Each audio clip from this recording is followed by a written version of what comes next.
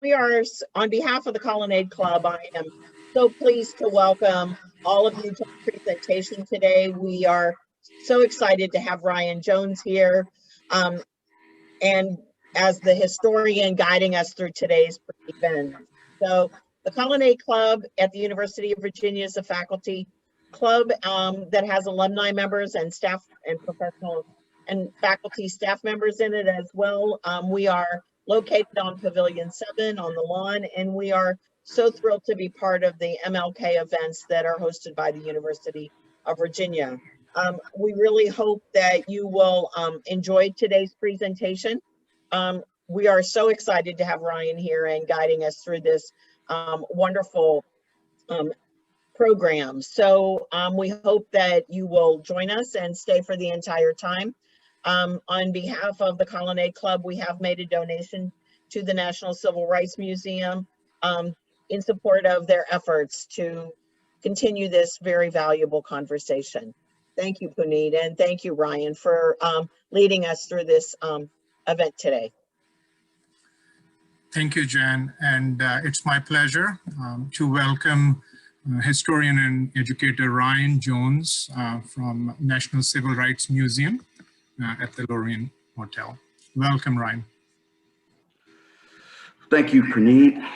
Thank you, Dr. Balmer and Fulana, for inviting me on behalf of the National Civil Rights Museum here in Memphis, Tennessee, to participate and commemorate the legacy and the honor of one of the world's greatest leaders, orators, ministers, and people. It's an honor to be here in the year 2021, in the middle of the COVID-19 pandemic. I just like to think of that this time, around the third Monday of every January, Dr. King's widow, who was the architect to preserve his legacy, Mrs. Coretta Scott King, she stated that this holiday that we commemorate every January is a day of service. Dr. King himself committed himself to serving the people in his beloved community each and every day in those short 12 years of his life as a civil rights leader. And so I feel very honored and compelled to follow those same principles that Dr. King did as well. Just a brief background on a little bit of myself. I'm a native Memphian. I have been fascinated with United States history as early as 6 or 7 years old. I read scholastic reader books in elementary school very early on. I did my first book report, of course, on Dr. Martin Luther King Jr. And so as I got older and I realized that I wasn't going to go to the NBA, I really decided to put all of everything that I had into studying this history, specifically the civil rights movement.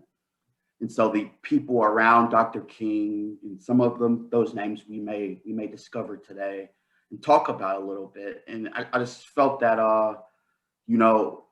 it's important to tell the story of those who were served as martyrs so that we as Americans can live in a more perfect union. A lot of these leaders, including Dr. King, their voices and their beliefs were silenced because of hate. And I feel that it's important for me to continue to share their voices and share their ideals and their philosophies so that we can together as all Americans live in one society under freedom, justice, and equality. So what I'll do is this will be a kind of a different type of lecture. I want this to be a conversation. And so the National Civil Rights Museum, which is the museum that I work as a historian at, it serves as it's set at the site of Dr. King's untimely assassination that took place here in Memphis on Thursday, April the 4th, 1968. And it's housed at the Lorraine Motel, which was the motel that Dr. King had stayed in on his trip to Memphis on that particular time. And inside of the motel which is no longer a motel anymore. It's a museum that tells the events of the modern civil rights movement beginning in August of the year 1619, when the first 20 enslaved Africans were brought to the coast of Jamestown, Virginia. And it goes through this 400-year linear chronological story of the struggle for African Americans fighting for civil and human rights. So I'll start the video. It's about an 11-minute video, but in between each gallery that you will be able to see, I am more than welcome to have a conversation and answer any questions or comments concerning what you all have been viewing. And I'll also, a little bit through those videos, provide some historical context as to what you are looking at, why that was put into the museum, and how it will continue to transition in this movement that we go through. So without further ado, let me get started. All right. Here is a normal day at the National Civil Rights Museum. It's on the outside of the Lorraine Motel, which was founded in 1925. It was originally known as the Windsor, and it was purchased in 1945 by an African-American couple named Walter and Lori Bailey.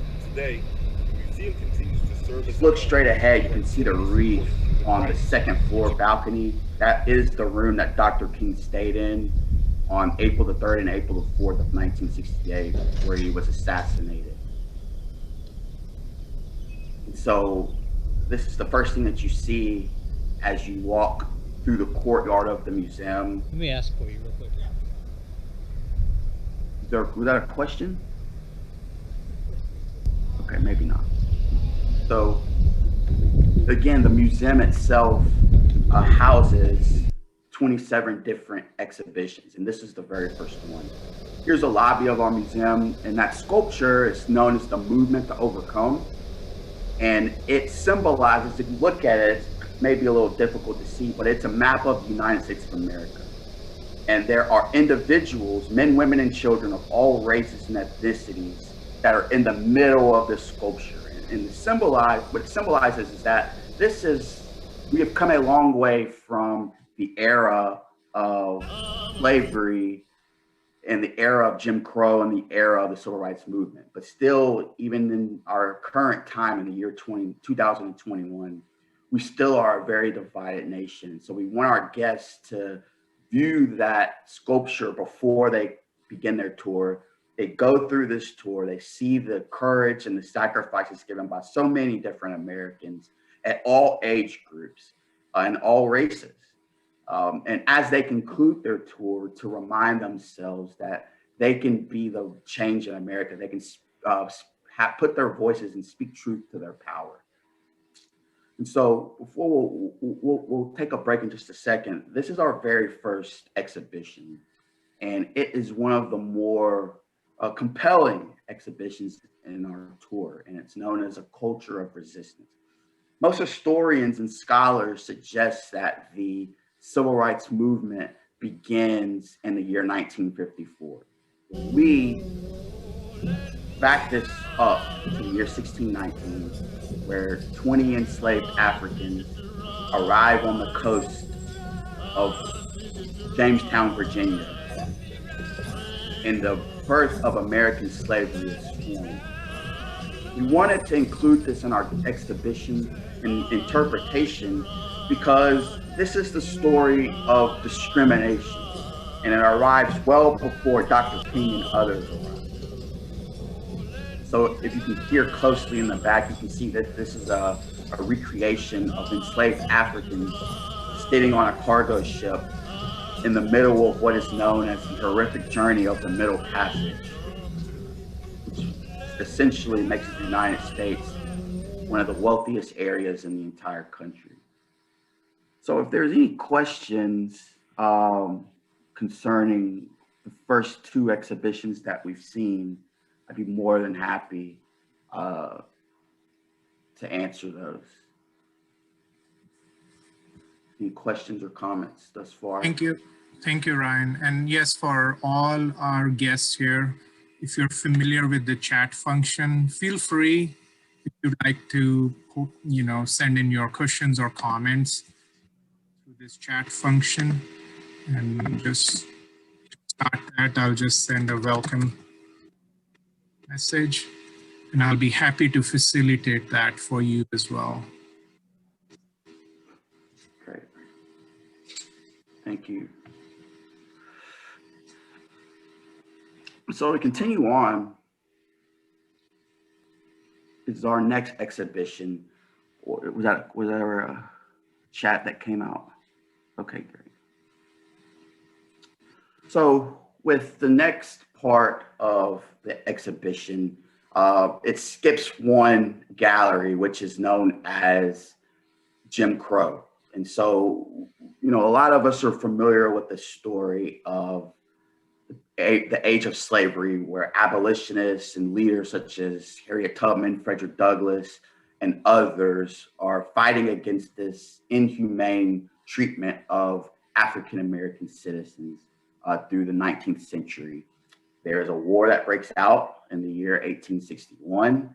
The 16th president of the United States, Abraham Lincoln, is inaugurated. And there's this war between the Union and the Confederacy, and it concludes at the end in Appomattox, April 9th, 1865. And three major amendments are passed into law, which is known as the 13th, 14th, and the 15th Amendments. And it brings us all the way towards the age of the 20th century with the term known as Jim Crow, where all things in this country will be separate but equal.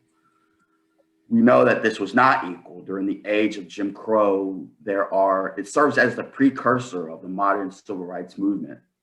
And so in the year 1954, the NAACP, the National Association for the Advancement of Colored People, decide to overturn. And what was the most profound way to overturn separate but equal was showing that education in our school systems was everything but equal. And so this is where that picks off. Actions of our Board of Education have been in full accord with the interpretations of the Supreme Court. The best interest of both races may be served by segregated schools.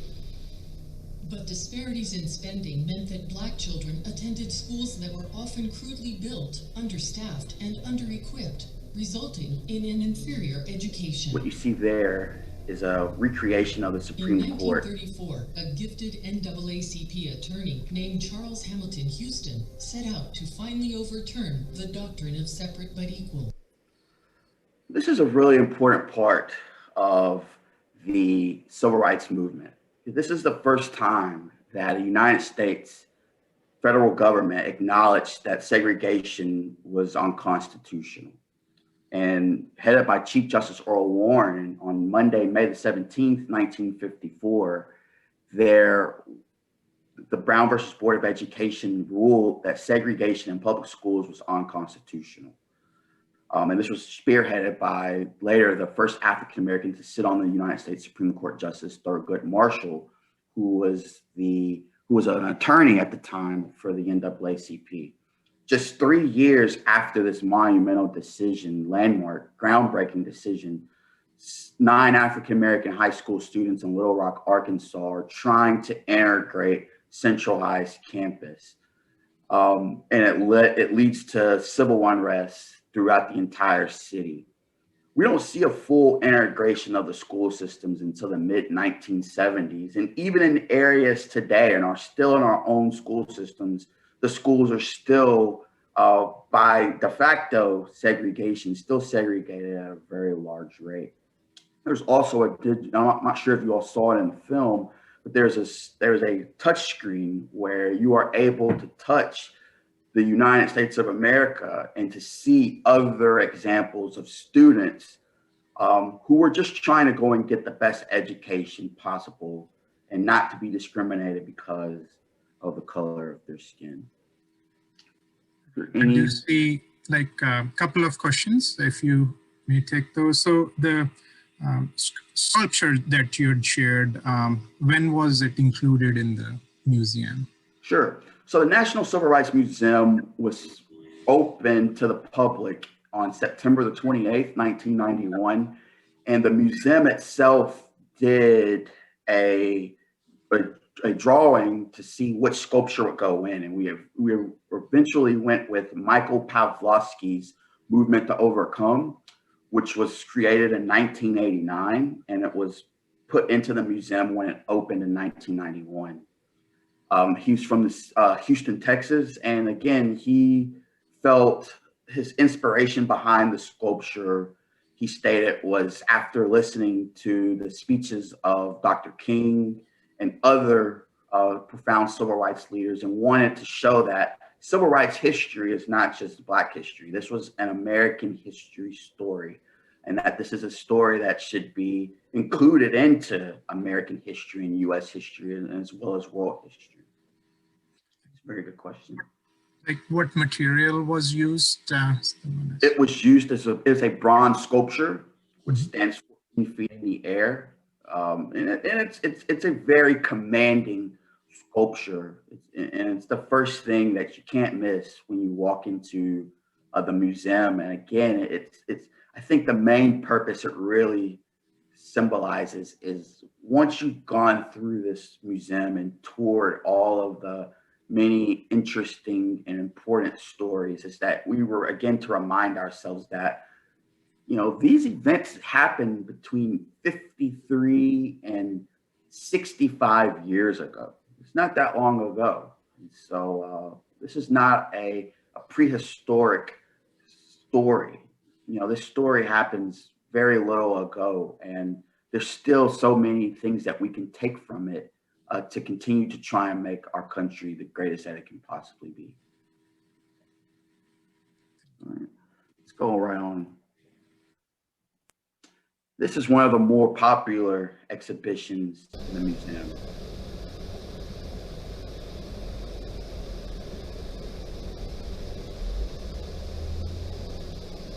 In 1955, you were African Americans trying to board city buses in the city of Montgomery, Alabama.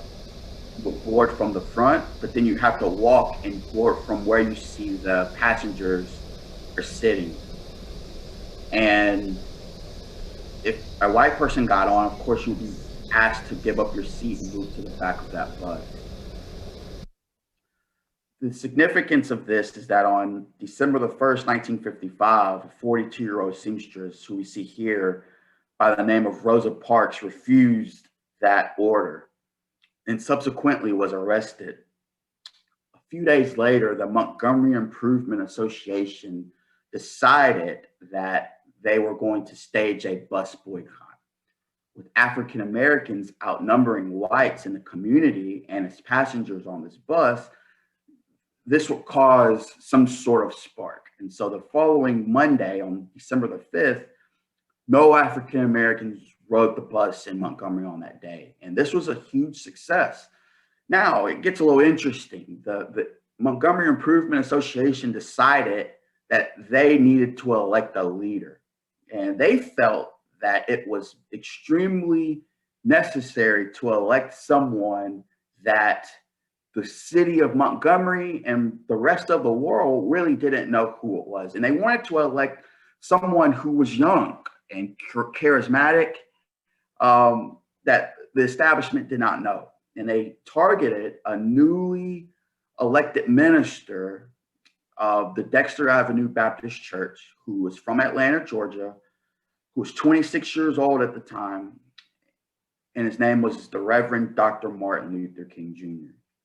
And Dr. King was extremely hesitant on taking on this task. You know, at this time, he was a newlywed. He was a father of one 4-month-old daughter by the name of Yolanda. And he just wanted to be a minister. But he took on this calling. And for the entire year of 1956, African Americans walk, carpool, use Black-owned taxis to get back and forth to their destinations. And finally, 381 days after Mrs. Parks was arrested on a bus that we just witnessed in the film, the Supreme Court ruled that segregation on these buses was unconstitutional. This was the first major accomplishment of the modern civil rights movement and of Martin Luther King Jr. as a renowned civil rights leader.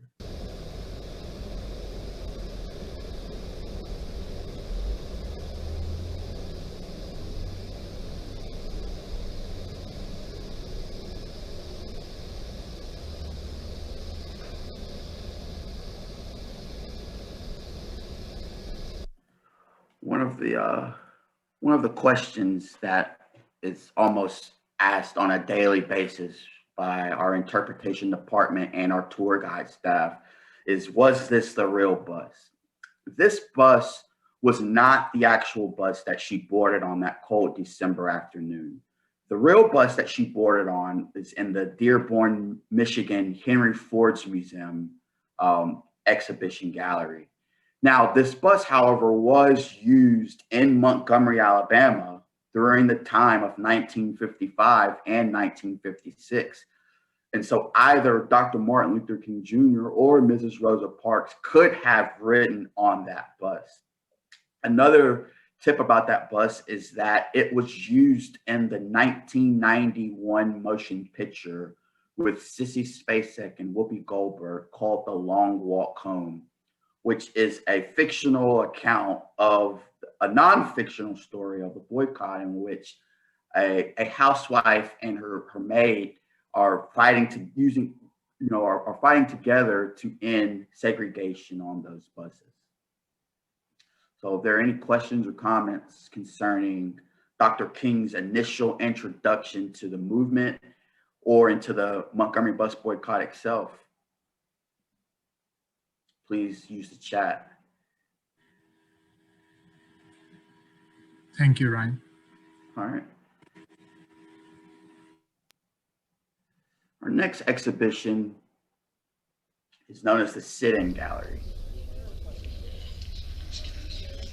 Here, students are coming in to sit in at a lunch counter, most notably a Woolworth's lunch counter somewhere in the South.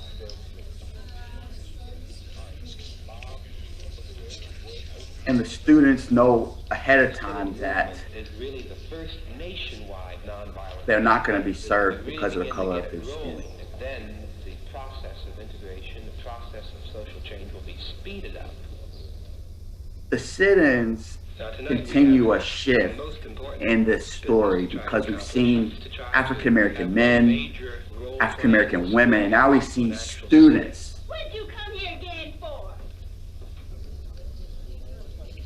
who are 17, 18, and 19 years old who are getting involved in the civil rights movement at this age.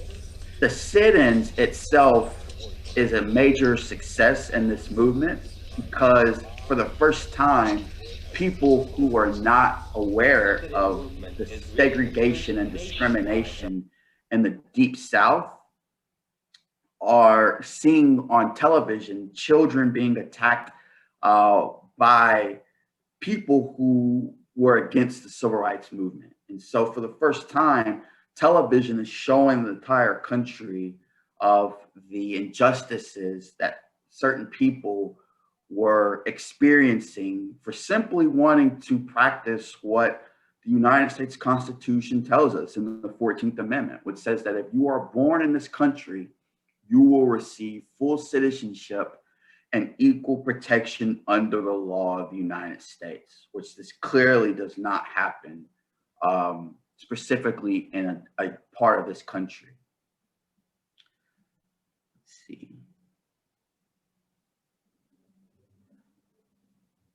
It's very important. In 2012, the museum went into a renovation campaign where we decided to renovate all of our exhibitions from start to finish. And that's really important to do so because history is uncovered every day. And the scholarship and the interpretation and with the times of technology, we felt that it was important for people to feel like they can join the movement themselves and to have their voices heard as well.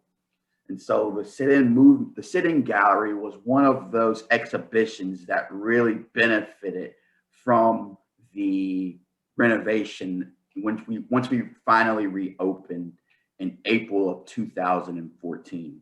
Many of our most seasoned and decorated civil rights pioneers began in the sit-in movement. Julian Bond, Mrs. Diane Nash, and our beloved congressman who passed away last year, Representative John Lewis, all began in the sit-in movement as students at historically Black colleges and universities throughout the South to join a civil rights group known as SNCC, the Student Nonviolent Coordinating Committee, which continued to have sit-ins across the Deep South that will eventually appeal to the hearts and minds of all American citizens. So if there are no further questions or comments up until this point, we can continue right along.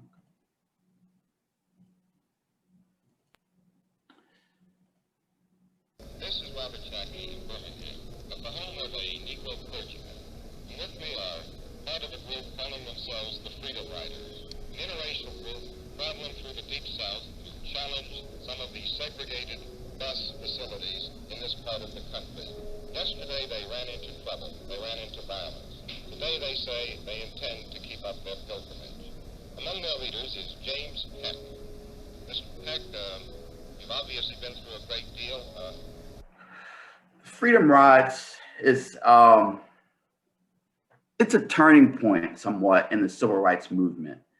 The Freedom Rides decided to begin in Washington, D.C. in May 1961, and it was an interracial group of civil rights leaders, 7 Blacks and 6 whites, boarded a Greyhound bus just like this one to try and reach the city of New Orleans. They wanted to, by this point, African Americans could sit where they wanted on the buses. However, if you would make a stop into a different town or city, the waiting rooms inside of the bus terminals were not integrated. And so the Freedom Riders wanted to protest that injustice. And they faced very little violence in the upper South. It wasn't until 2 buses leave from Atlanta, Georgia, en route to Birmingham, Alabama, a Greyhound bus and a Trailways bus. And on Mother's Day, 1961, both of these buses are attacked by vicious mobs. The bus that we see here is a recreation of the bus that was attacked outside of a town known as Anniston, Alabama. Fortunately, there were no fatalities on this bus. Over 700 activists over the summer of 1961 joined the Freedom Ride.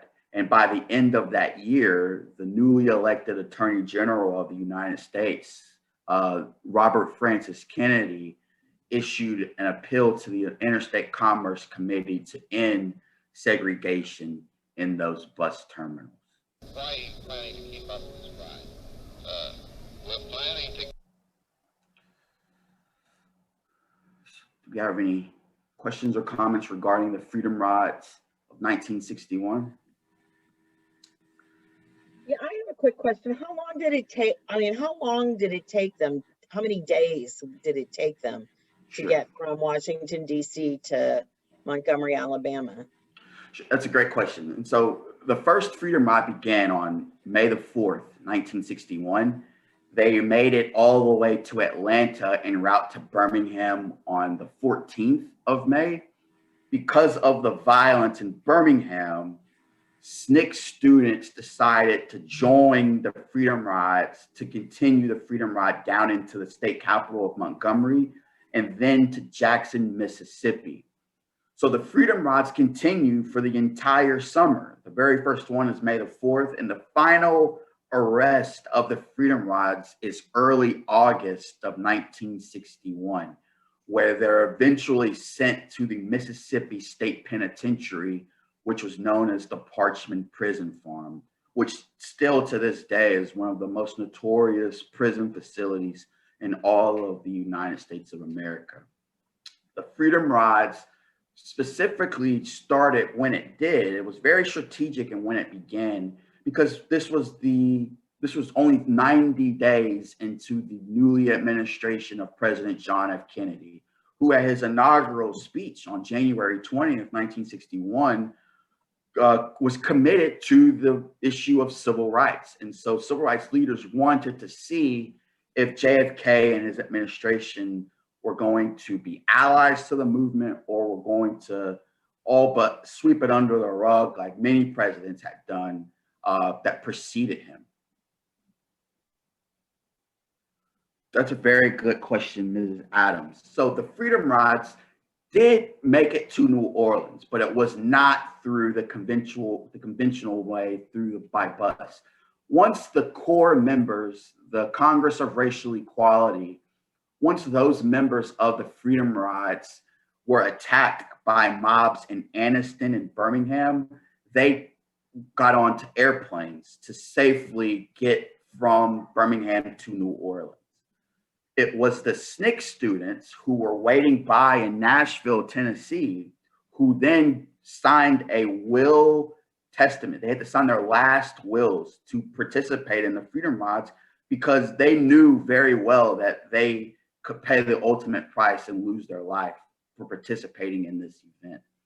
They then essentially began from Nashville down into Birmingham, went from Birmingham into Montgomery, where they were attacked again by another mob.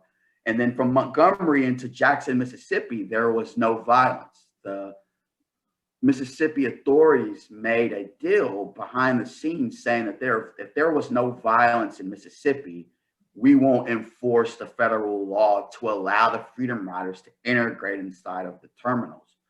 But instead, we will take them, charge them with disturbing the peace and trespassing, and they will all spend 60 days in the Mississippi State Penitentiary.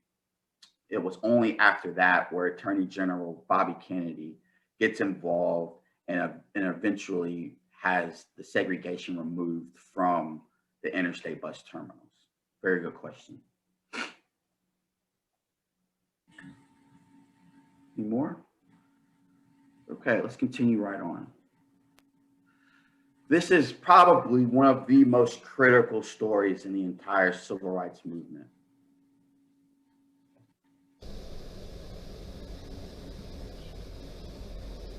This is the city of Birmingham, Alabama. Birmingham in 1963 was the most segregated city in America.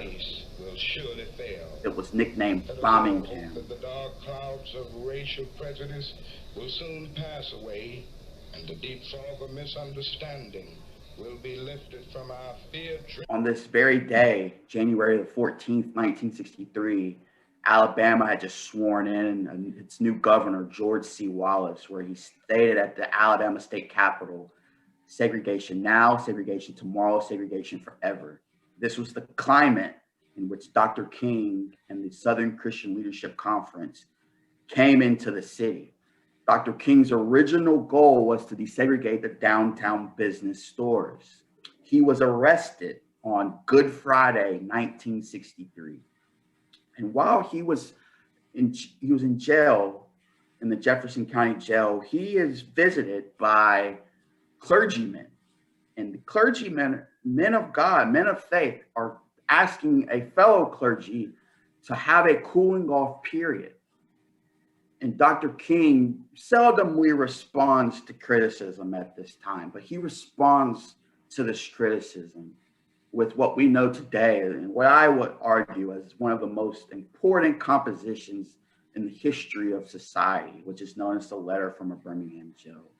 In this video, you can hear some of his excerpts from it. Communities, and in some not too distant tomorrow, the radiant stars of love and brotherhood will shine over our great nation with all their scintillating beauty.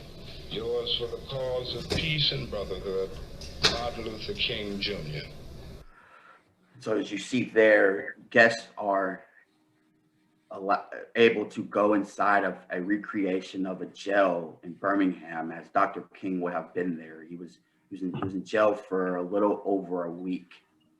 And because of the profound impact of the Letter from a Birmingham Jail, students and children of from the ages of 7 years old to 17 years old decide to get involved in the streets of Birmingham.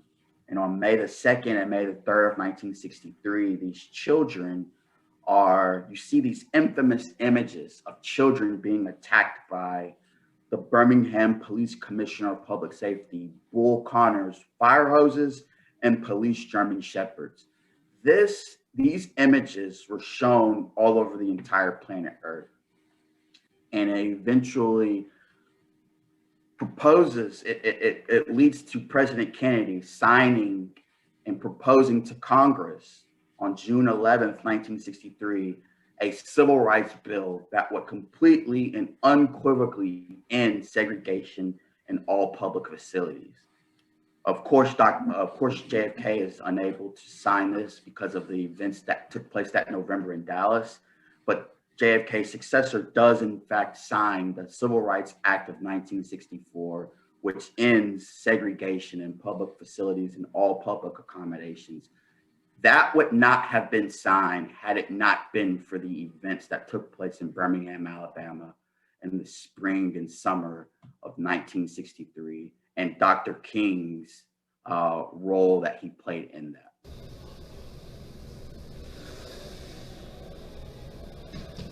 My dear fellow clergymen, you may well ask.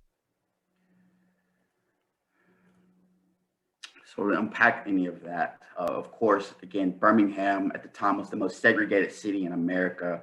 Dr. King knew that if they could desegregate Birmingham, you could desegregate the entire South. And this really was nothing more than the truth.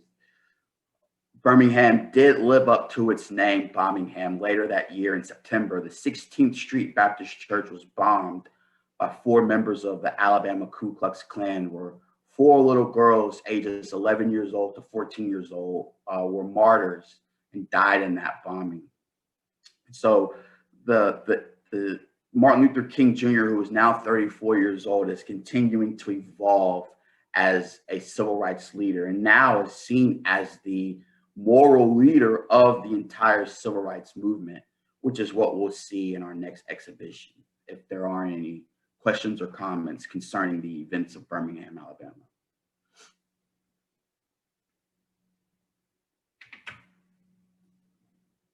One. Okay, let's continue.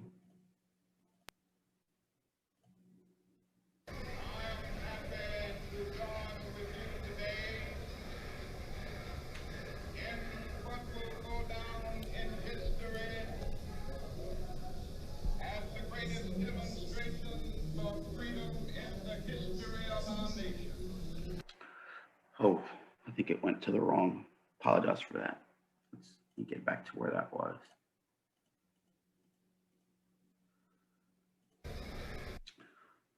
The March on Washington for Jobs and Freedom took place on Wednesday, August the 28th, 1963. And this was a call for a celebration because of the events in Birmingham, because of President Kennedy's proposal for civil rights legislation. Leaders decided to come to the Lincoln Memorial on the Washington National Mall to showcase to America to continue to fight to end racial discrimination in our country. 250,000 Americans gathered at the Lincoln Memorial on that Wednesday afternoon, and they heard many profound speeches.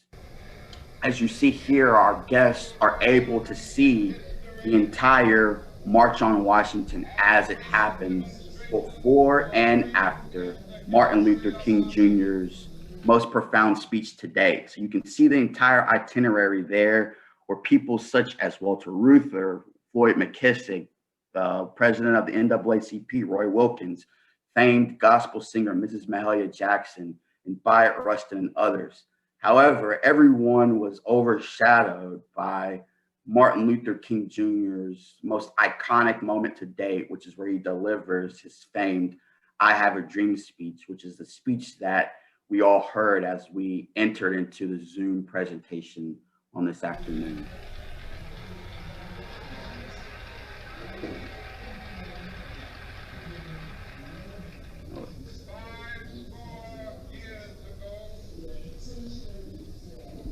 The great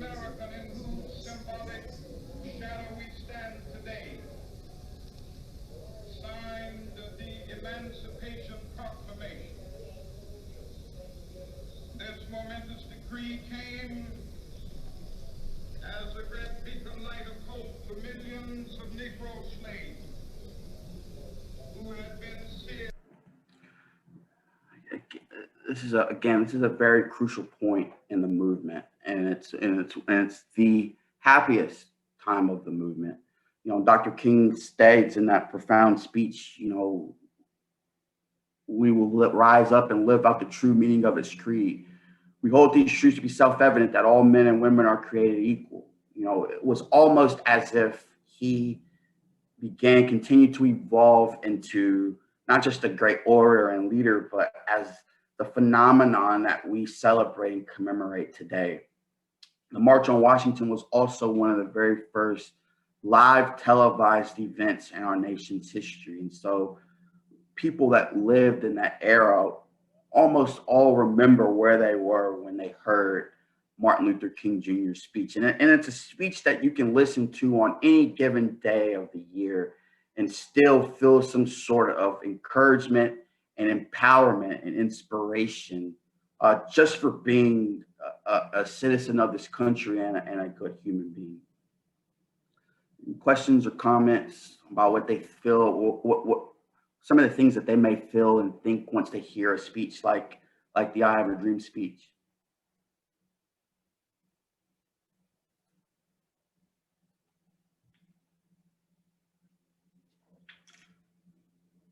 Let's go right on.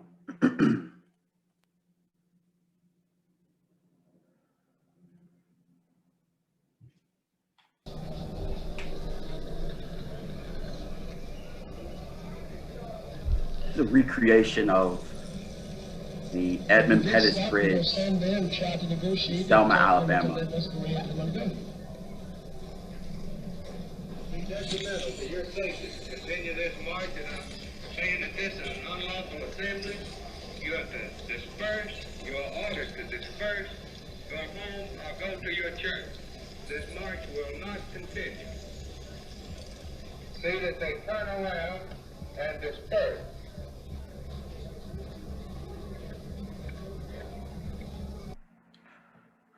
Back up just a little bit in this particular. Selma happens because by this point, segregation is unconstitutional in all public facilities. However, the 15th and 19th Amendments guarantee African-American men and women the right to suffrage, an American internal demand given to you when you were born, and at the age of 18, you were given the right to vote for who you feel best serves our country.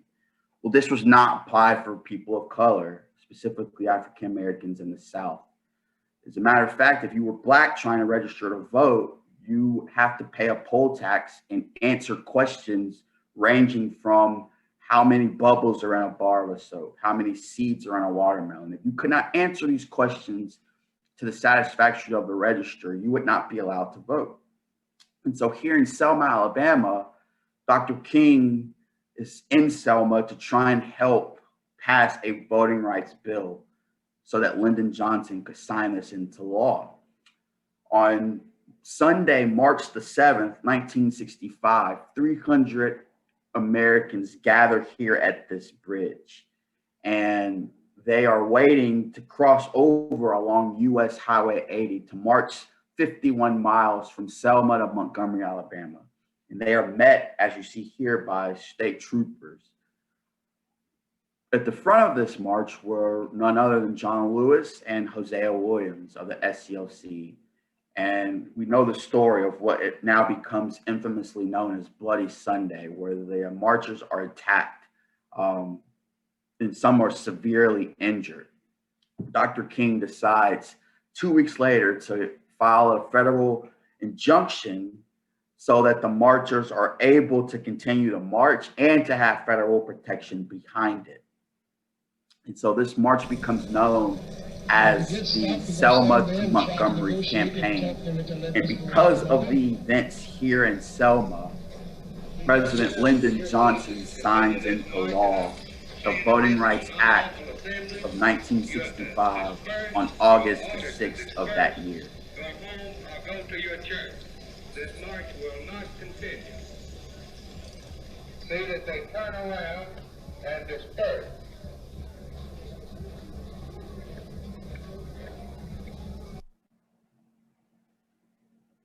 Let's stop there. Any comments or questions regarding voting rights, Dr. King's involvement in Selma, Alabama?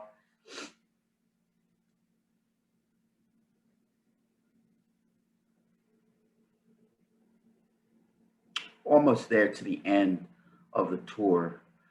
The next exhibition is known as Black Power, Black Pride.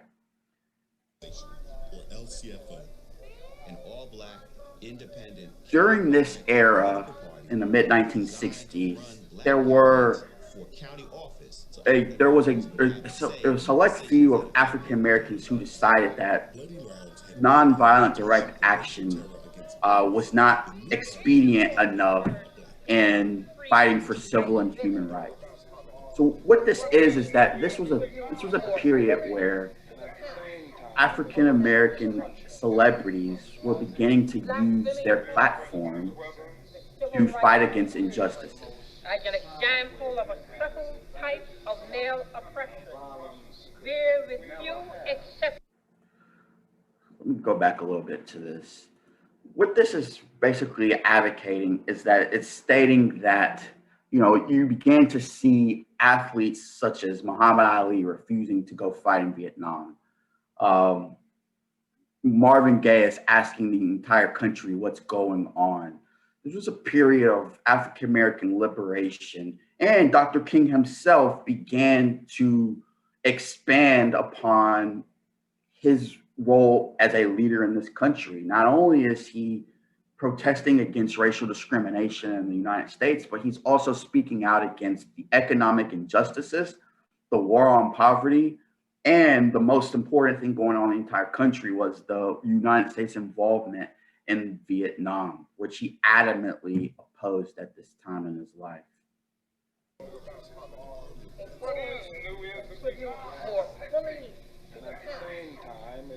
This is a touch screen where guests are able to listen to different leaders and voices to them to get involved to join the movement.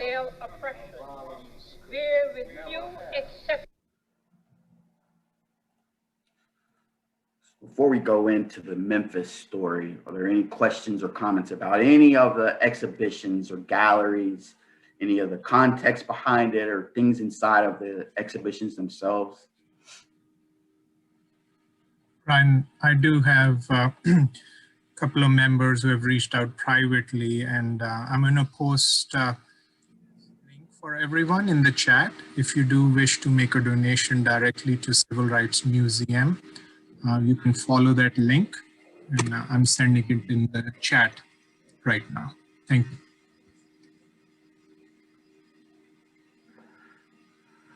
Yes, this is a really good question. Martin Luther King Jr.,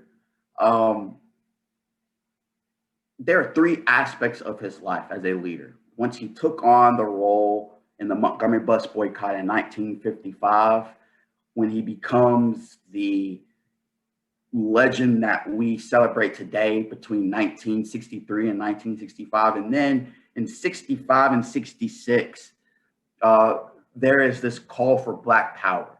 And the leaders of the Black Power movement are essentially stating that we refuse help from the federal government. You know, African American people in the Deep South are the ones that are being oppressed. So we are the ones that need to fight against this. Now, Martin Luther King Jr.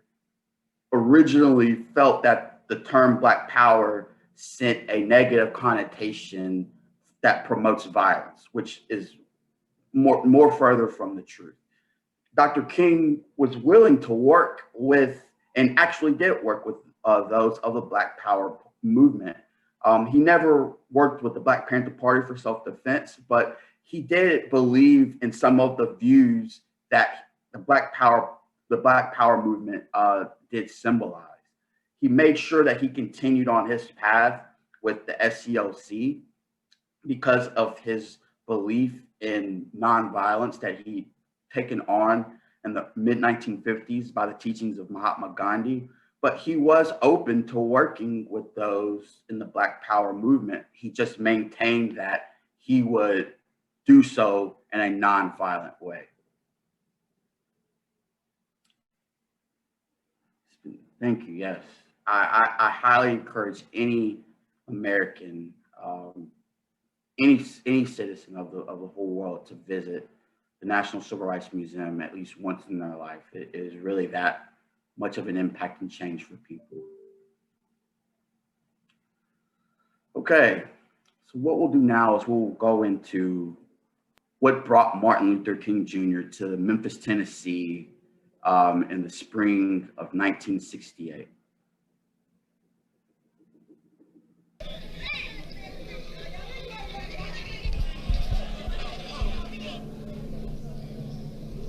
So just to give some context to what you're looking at first. In 1968, African-American sanitation workers are working for about $1 an hour. They're not able to receive the right type of equipment. They are working on faulty sanitation trucks. They're not able to apply for promotions in their careers. And so on one day, 2 sanitation workers are on their route here in Memphis, and it's thunderstorming outside. And in order to shelter themselves, they have to go into the back of this truck, back in this part. They couldn't shelter themselves in the part of this cab. Well, because of the faulty truck and the wires were wet due to the rain, 2 men are accidentally crushed to death in the back of this truck. And 1,300 of their fellow workers walked off the job, and they were going to go on strike against the city of Memphis's sanitation department. And they began to march throughout the city of downtown Memphis. And they rallied around one phrase. And they rallied around this phrase, simply as I am a man. And they just wanted to showcase to the rest of the world that even after the Declaration of Independence, the 14th Amendment, and the newly passed civil rights bills of 1964 and 1965, that they still were not treated as men of this country. And so this is what brought Martin Luther King Jr. to Memphis. He came to Memphis on behalf of the sanitation workers' strike. He came on Thursday, March the 28th, and leads a march downtown that ends in civil unrest with violence. And one youth, a 16-year-old student, was murdered as a result of it. And Martin Luther King Jr. was so disgruntled by what had happened in Memphis that he decided to go back to Atlanta.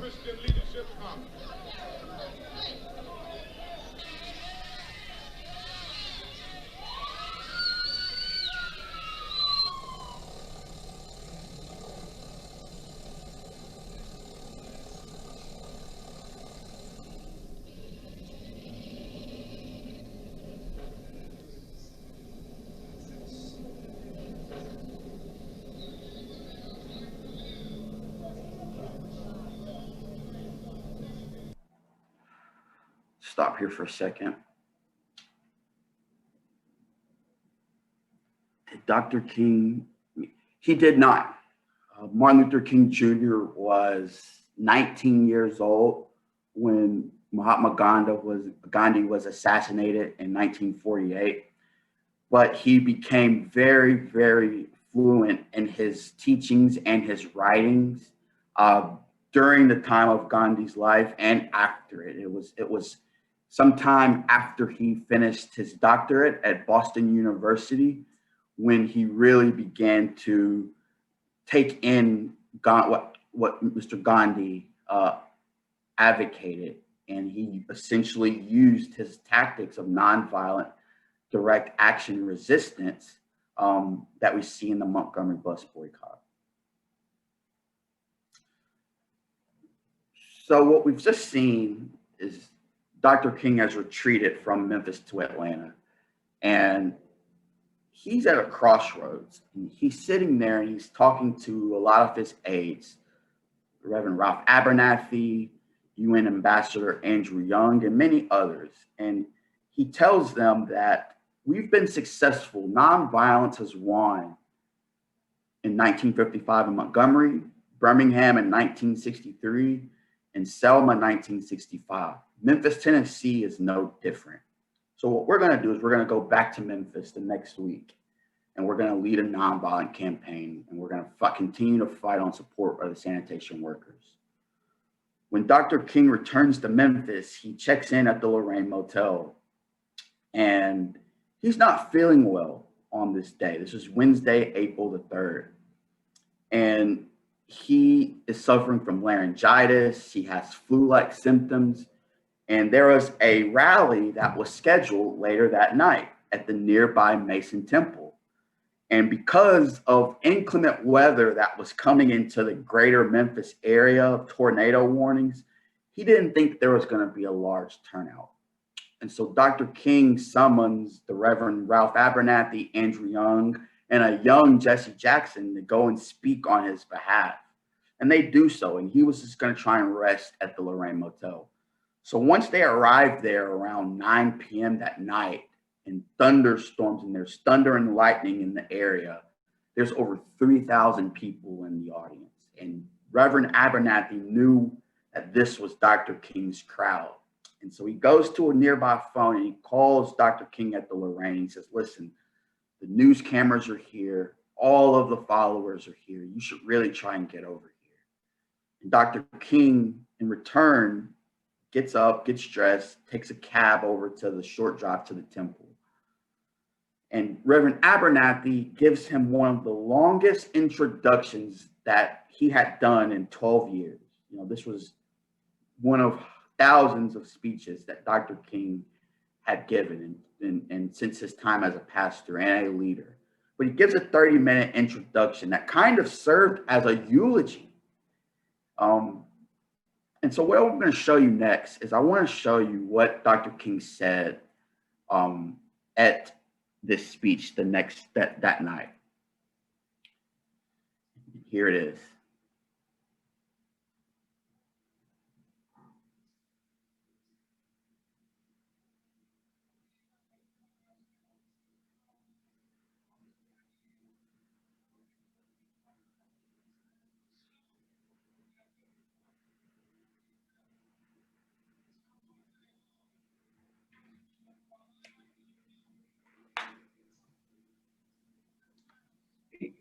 It doesn't show up. Yeah, so Ryan, I think you need to share the screen, We right? didn't share the screen.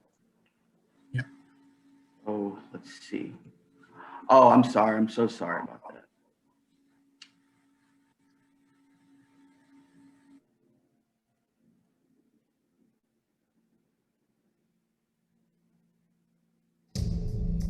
Can we see it now?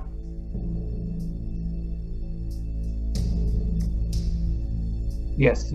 Okay, thank you.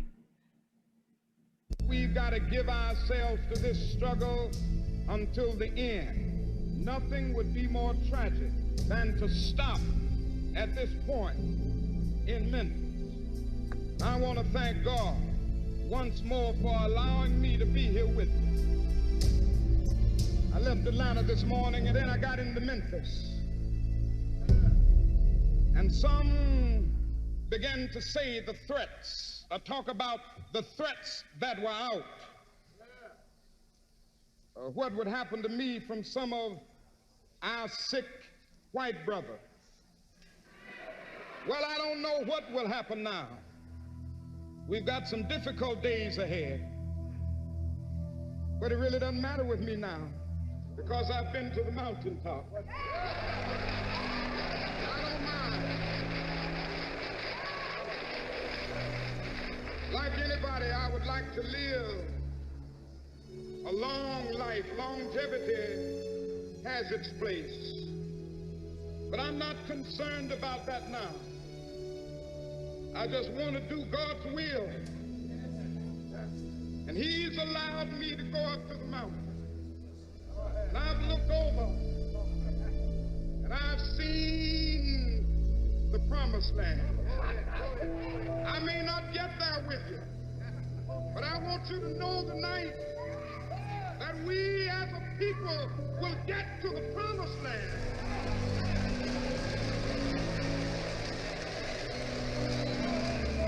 So I'm happy tonight. I'm not worried about anything. I'm not fearing any man. Mine eyes have seen the glory of the coming of the Lord.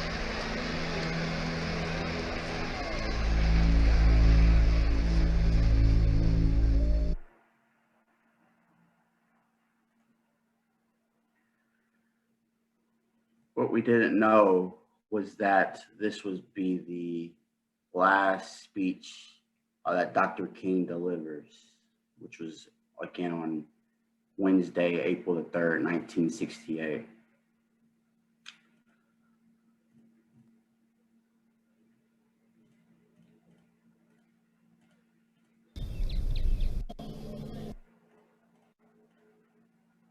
What we're seeing now is the two rooms that are associated with Dr. King at the Lorraine Motel. The bed that we see, that you can see the pillow, that's Dr. King's bed. And it's been recreated as it looked on the afternoon of Thursday, April the 4th, 1968.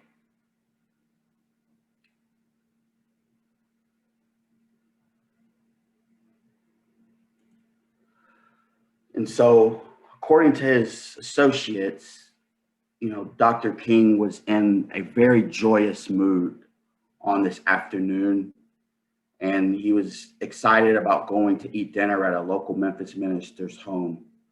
And so he comes into this room, he gets dressed, and he steps outside of the balcony of the Lorraine Motel, which we see here. And he's speaking to people in the courtyard.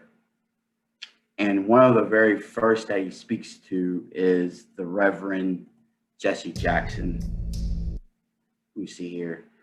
And he looks down and he says, "Jesse, you're not dressed for dinner. Where's your tie?" And Reverend Jackson calls up and he says, "Doc, a prerequisite for dinner is an appetite, and I have that."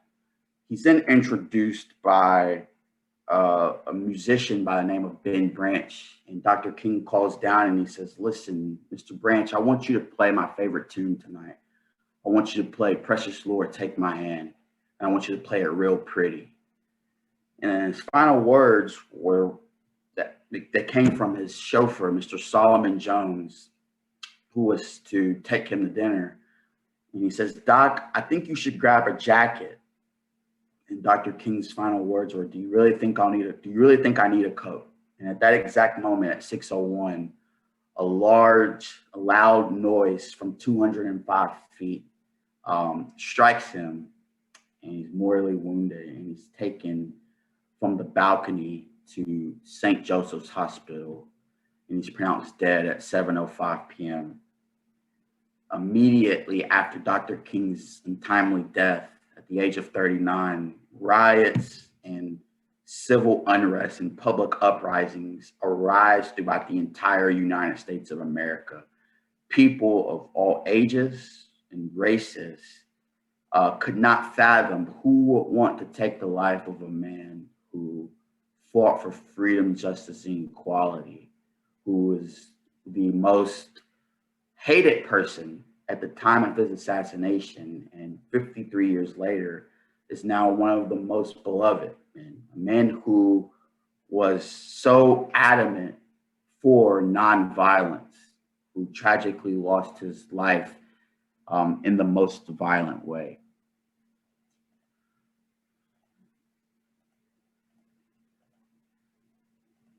And so to conclude, the final that we see here in the Lorraine, the room 306 that we see here was never checked out again.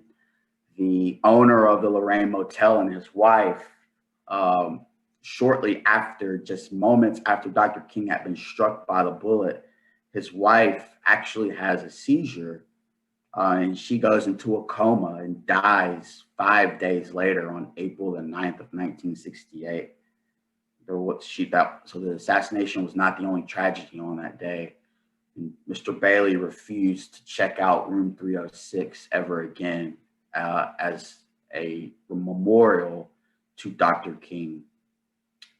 Because of the assassination, let's finish that.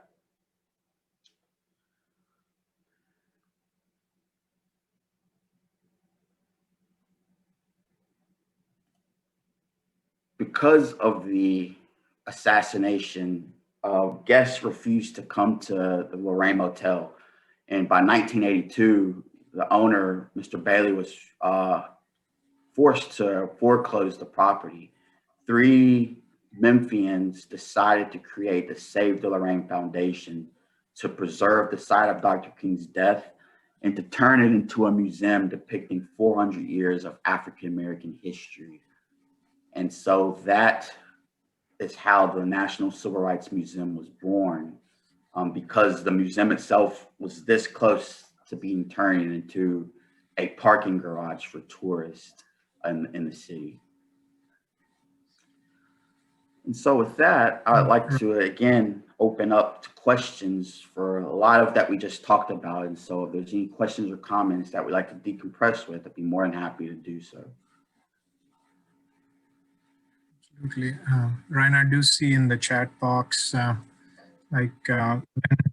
was he ordained as a pastor, and how long was he an active pastor of? Sure. So Dr. King actually became ordained at the age of 19 in the year 1948. And he was ordained as the co-pastor with his father, the Reverend Martin Luther King Sr. Sorry about that. It was when in the October of 1954, where he took on his first pastorship at the Dexter Avenue Baptist Church in Montgomery, Alabama, which is where he became known for, after Rosa Parks refused to give up her seat. And he stayed there until March 1960, where he again went back and he was the co-pastor alongside his father, who they called Daddy King, until his death in April of 1968. And I see the next question was, when did the Martin Luther King Day become a national holiday? Almost 2 months after the assassination, Martin Luther King's widow and Representative Congressman John Conyers of Michigan wanted to make Dr. King's birthday become a national holiday. Of course, this was a 10-year campaign, and it finally was signed into law after many protests and organizing by different community leaders across the entire country. On November the 2nd, 1983, it was finally founded as a holiday, signed into law by President Ronald Reagan. And it was first observed as a federal holiday in January 1986, was the very first year that the United States observed Martin Luther King Jr.'s birthday as a holiday.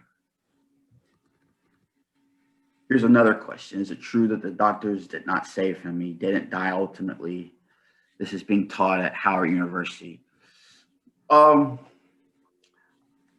So a lot of what I do with Dr. King's life revolves around his assassination. And I'm very, very clear in that I feel that there is more than enough evidence to conclude that Dr. King was a victim of a conspiracy.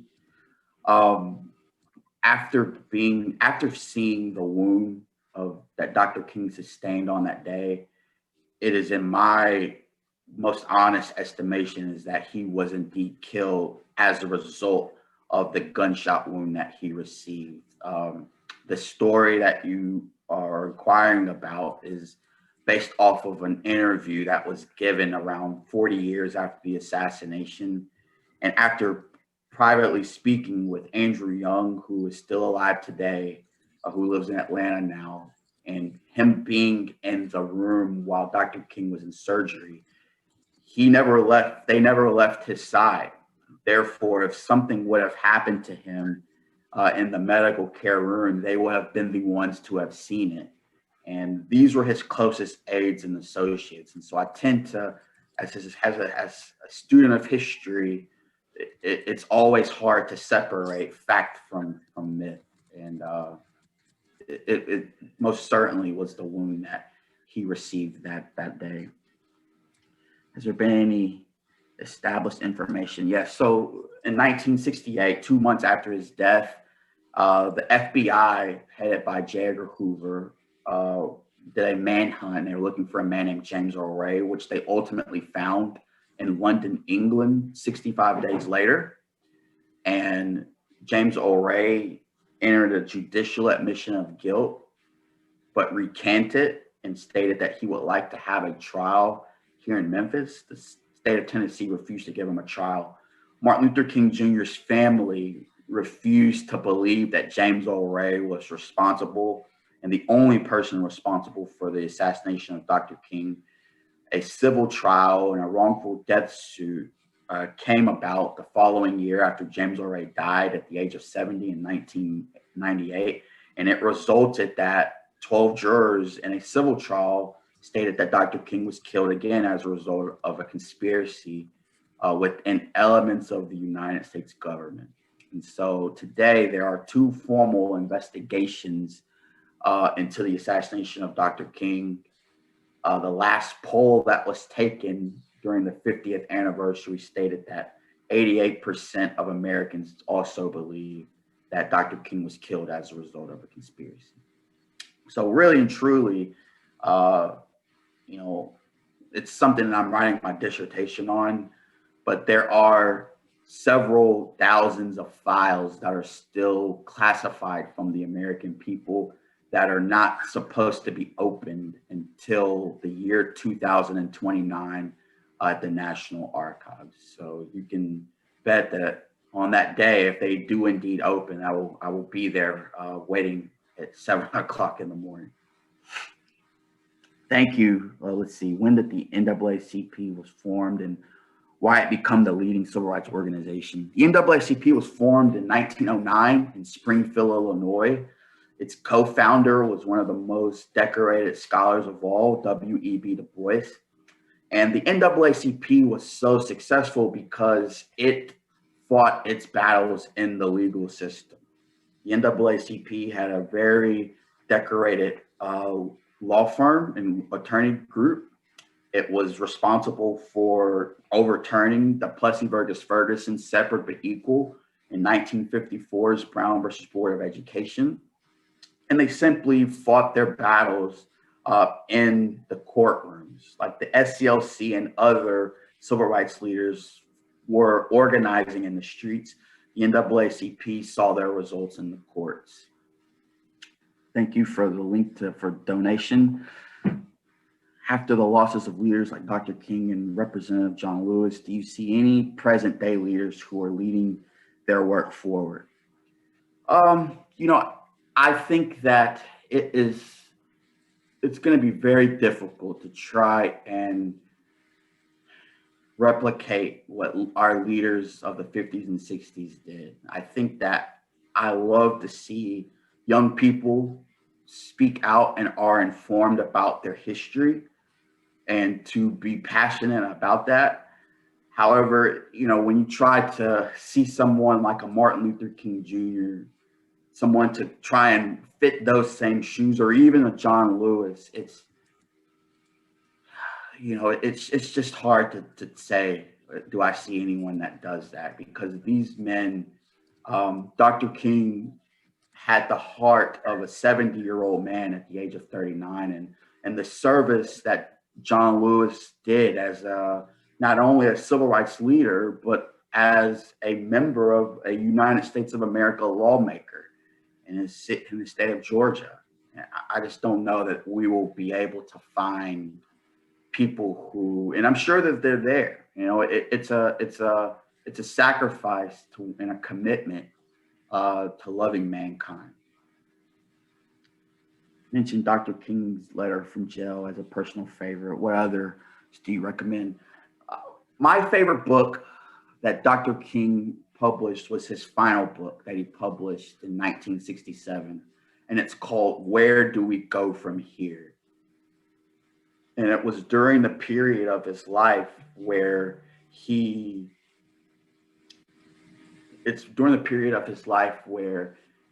has received so much disapproval from Black Americans and white Americans. Black Americans because they are shifted towards this more militant approach, and white Americans for calling him unpatriotic for being against the war in Vietnam. And if you really read the context and his tone in this book, you will see that he's kind of talking about the same type of divisiveness that we as a nation are in the middle of right now, in our own streets. So I would definitely recommend Where Do We Go From Here? And I also would recommend a book that he published in 1964, which was called Why We Can't Wait. Reading this book this year. Great. Yes, it is definitely one of the greatest books that was published in the 20th century.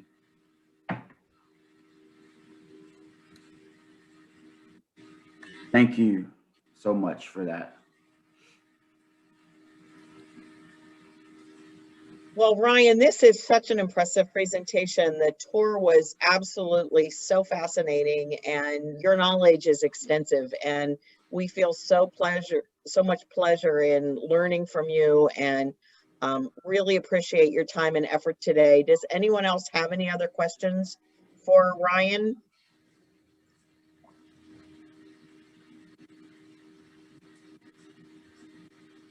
All right, well, if not, we encourage you to visit the museum, to donate to the museum. This is a very important part of our history. And Ryan, I think some of your final words when you were talking about some of the similarities between what Dr. King spoke about in his last book and where we are today is very compelling and gives us something really important to think about as we come up on Martin Luther King's birthday and his celebration. Thank you so much, Dr. Ballmer. And again, it's been an honor and a pleasure to speak with you all. I hope that there was something from the museum or something that you could take with yourself in your daily life.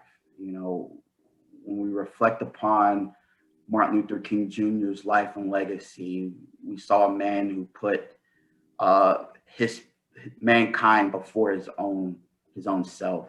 And so I think that the greatest thing that a human being can do is to provide good service to mankind, and to stop fear and hate, and to always uphold to the ideals of love and peace. So again, on behalf of the museum, it's been an honor of being with you on this afternoon. Thank you again, Punita and Fulana, for inviting me and organizing this event. And I will make sure that, thank you. Thank you, so Ryan. very much. Thank you so much. This has been an excellent presentation, considering you are also not like used to Zoom. So truly appreciate it. Thank you. You're Ryan. Thank you, Ryan. Absolutely. Thank you.